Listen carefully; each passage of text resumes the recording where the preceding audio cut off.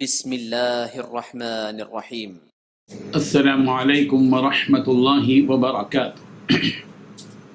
ان الحمد للہ نحمده ونستعینه ونستغفره ونستهدیه والصلاة والسلام على اشرف الانبیاء والمرسلین محمد وآلہ وصحبہ اجمعین، اما بعد۔ حاضرین و ناظرین، یہ درس نمبر 1272 ہے اور آج سورہ طٰہٰ کی 2 آیتوں کی تلاوت اور تشریح کی جائے گی۔ آیت نمبر 131 اور 132، 131 and 132۔ چلیے سب سے پہلے ہم ان 2 آیتوں کی تلاوت اور تشریح کرتے ہیں۔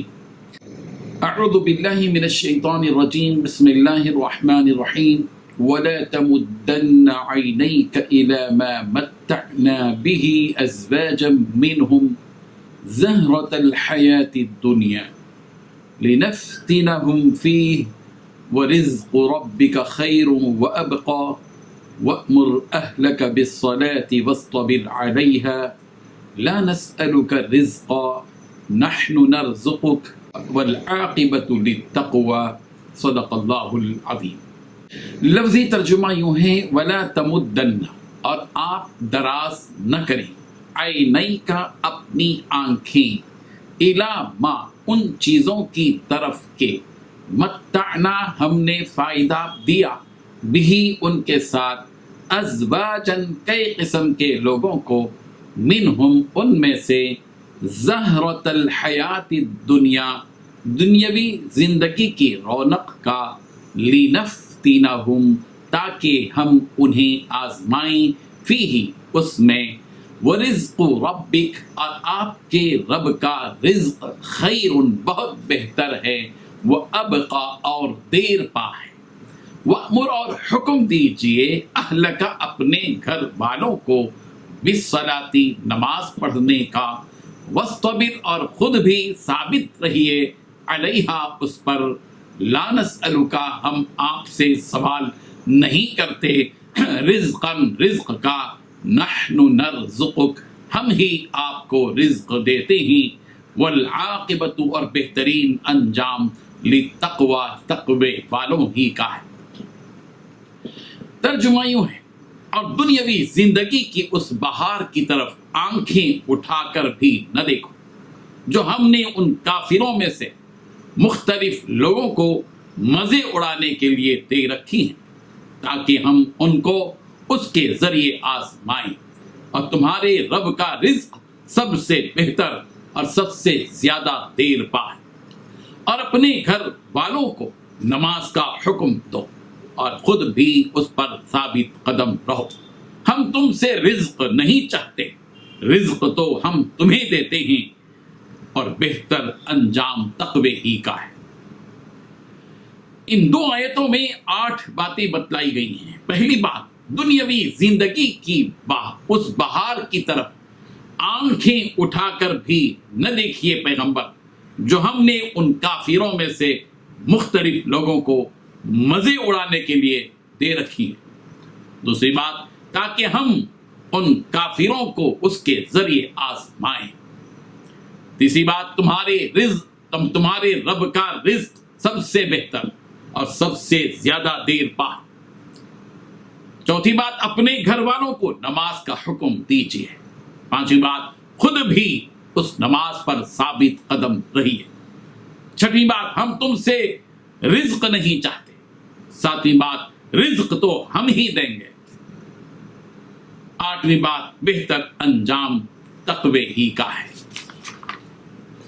بزرگان محترم، سیرت طیبہ سے باخبر افراد یہ جانتے ہیں کہ رسول رحمت صلی اللہ علیہ وسلم کی زندگی غربت میں گزری، تاہم آپ صلی اللہ علیہ وسلم کی یہ غربت مجبوری کی نہیں بلکہ یہ اختیاری تھی۔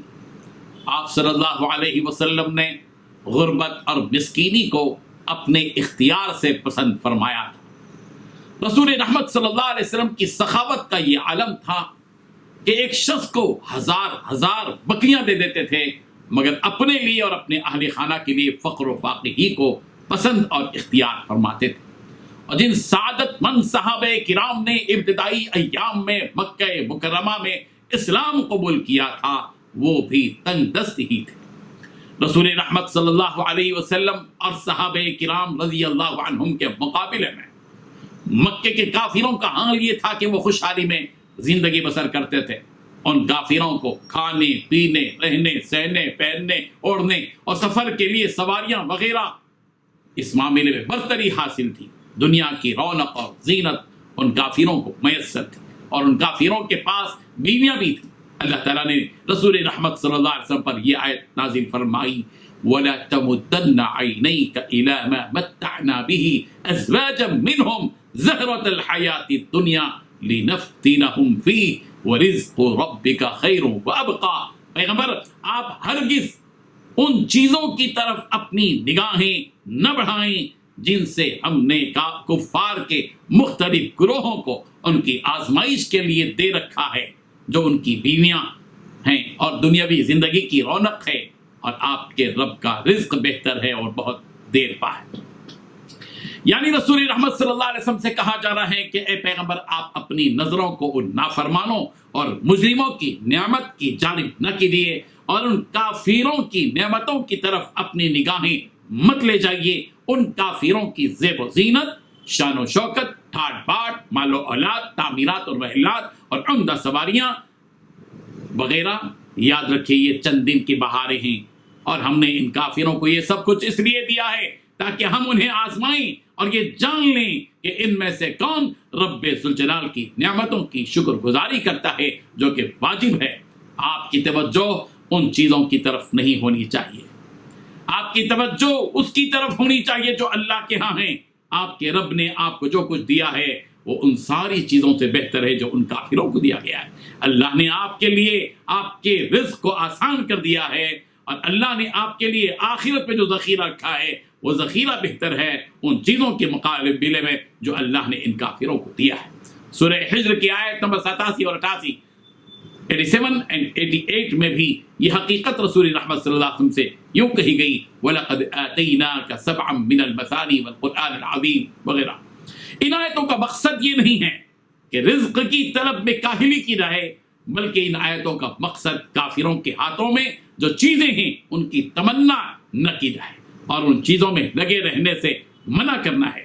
اس کے بعد رسول رحمت صلی اللہ علیہ وسلم کو حکم دیا جا رہا ہے کہ وَأْمُرْ أَهْلَكَ بِالصَّلَاةِ وَاصْطَبِرْ عَلَيْهَا. پیغمبر آپ اپنے گھر والوں کو نماز پڑھنے کا حکم دیجیے اور خود بھی نماز کی پابندی کیجیے. یعنی آپ اپنے گھر والوں کو نماز کی تلقین کرتے رہیے اور انہیں نماز کا پابند بنا کر اللہ کے عذاب سے انہیں بچائیے اور آپ بھی اس نماز کی پوری پابندی کیجیے. اس سے یہ معلوم ہوا کہ اپنے گھر والوں کو نماز کا حکم دینا چاہیے جو ایک مرد کی اپنی ذمہ داری ہے. حضرت اسماعیل علیہ السلام کے بارے میں سورہ مریم کی آیت نمبر 55 میں ہے کہ وہ اپنے گھر والوں کو نماز کا حکم دیتے تھے.